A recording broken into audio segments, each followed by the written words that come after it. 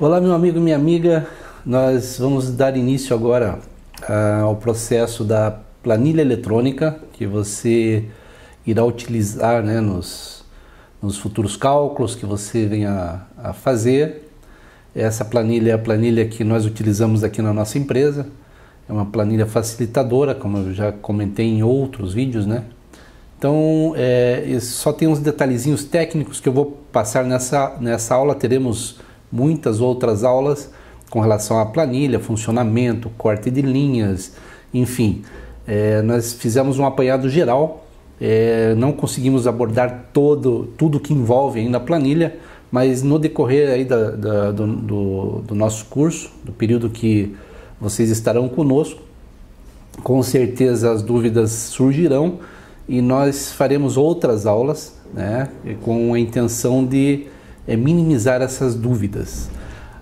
Na aula de hoje eu vou mostrar o início, como iniciar a planilha, tá? Então ele tem um detalhezinho técnico que é bastante importante, então nós vamos aqui. Em primeiro lugar, deixa eu selecionar a planilha aqui, né, no meu computador.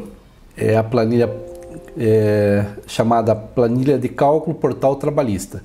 Ela vai aparecer a primeira telinha ali, ó. Essa planilha de trabalho contém vínculos com uma ou mais fontes externas que podem não ser seguras, beleza? Nesse caso, você não atualiza, clica em não atualizar, pronto, e está pronta a planilha para utilização, beleza? Vamos repetir a operação, então vamos fechar. O nome da planilha que vocês baixarão é a planilha de cálculo Portal Trabalhista, beleza? Quando aparecer a mensagem de atualização, tá, você clica em não atualizar com vínculos externos. Pronto, está pronta para uso a partir deste momento, beleza? Então essa é a telinha chamada Dados da ART, onde você vai preencher os dados. Nas próximas aulas estarei comentando sobre a tela, como preencher, tá? Então tem uma série de dados, como o número do processo, vara do trabalho, nome do reclamante, do autor, né? Réu, data de admissão, demissão, distribuição, cálculo, tá? Cálculo aqui um detalhe, eu comento isso em outras aulas, mas é bom a gente já deixar também claro com relação à data do cálculo. Sempre o último dia do mês, tá? Se o mês tem 30 dias, dia 30 do mês, 31 do mês. Se for mês de 28 dias, que é fevereiro, 28 do mês de 2 do período em que você está fazendo o cálculo, beleza? Sempre o último dia do mês para efeito de cálculo. Por quê?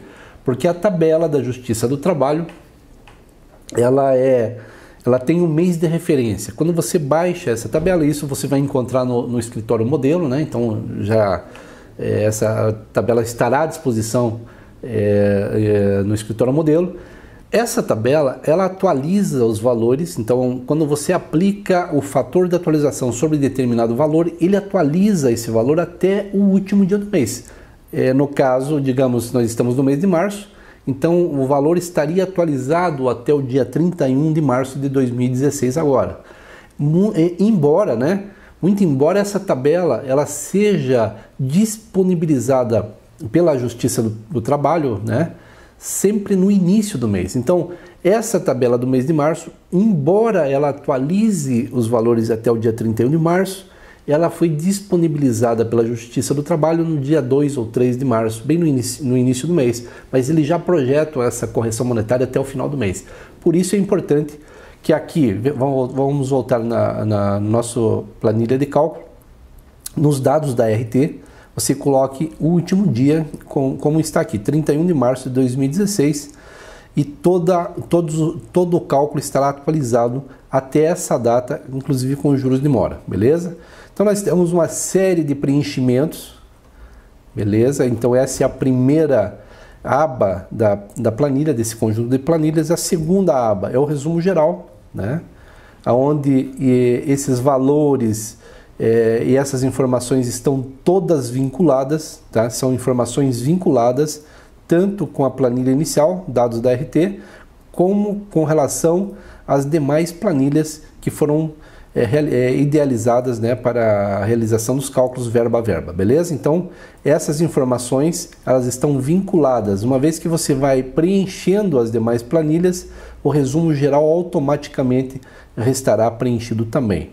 Depois nós temos uma planilhazinha de composição do número de horas extras, uma planilha interessante, que estaremos falando isso em outras aulas, uma planilha de composição de dias, em seguida composição salarial ou evolução salarial, é uma planilha também muito interessante, onde você já extrai os dados dos documentos relacionados aos autos, para que através dessa planilha você consiga montar a base de cálculo das demais parcelas.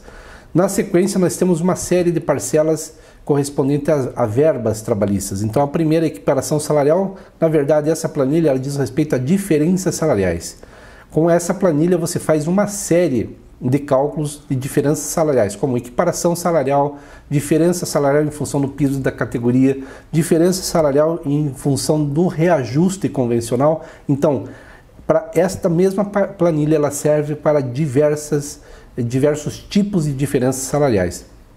Outro detalhe, que esta planilha ela pode ser utilizada de forma individual, fora do contexto geral desse conjunto de planilhas vinculados, tá? Então você pode utilizar essa planilha, digamos, para uma apresentação de diferenças salariais nos autos, né, de uma equiparação salarial, de uma diferença por reajuste convencional. Então ela pode ser utilizada sim de forma individualizada.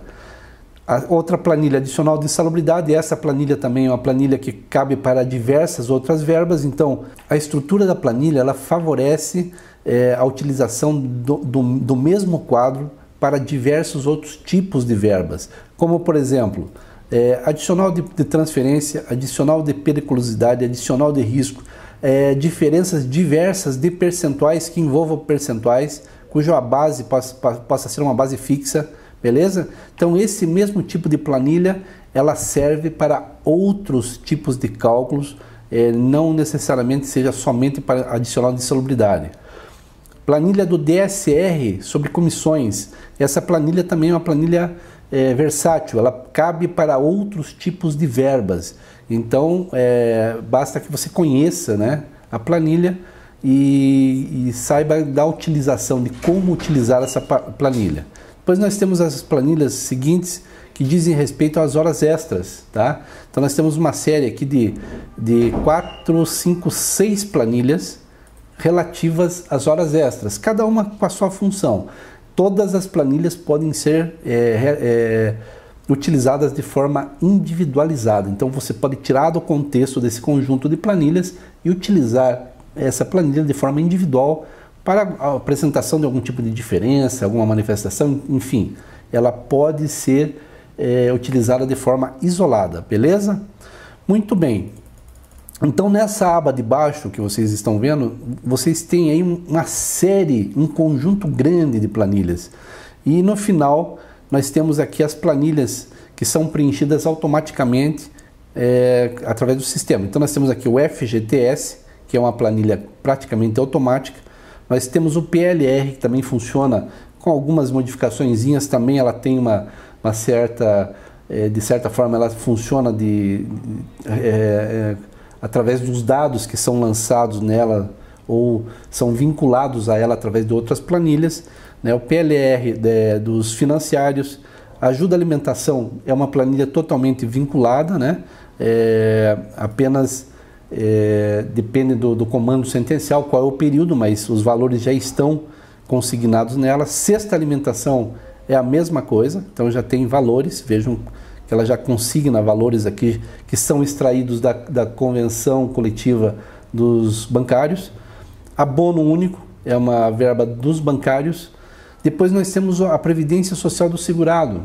Então, uma vez que você faça o cálculo das demais planilhas, automaticamente essa planilha preencherá os campos necessários para que seja conhecido, né, a previdência social que é devida por parte do segurado, do reclamante, beleza?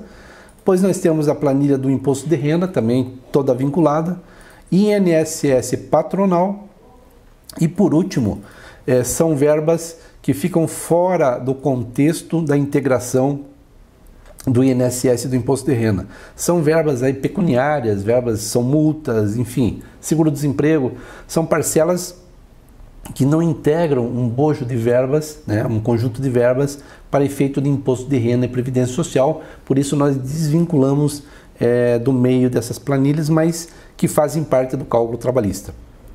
Muito bem. Então era isso que eu tinha a comentar com vocês.